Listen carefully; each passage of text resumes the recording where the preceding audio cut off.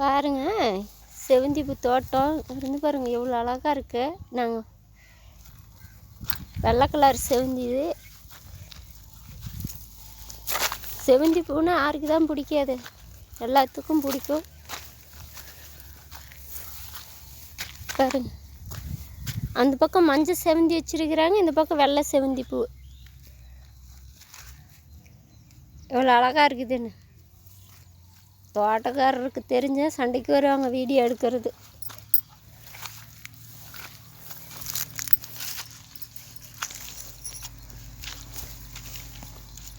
எட்டுனரைக்கு ஒரு ஏக்கரா வச்சுருக்குறாங்க. நாங்கள் வேலை செய்கிற இடத்துக்கு பக்கத்துலேயே இருக்குது. பிடிச்சா ஒரு லைக் பண்ணுங்கள்.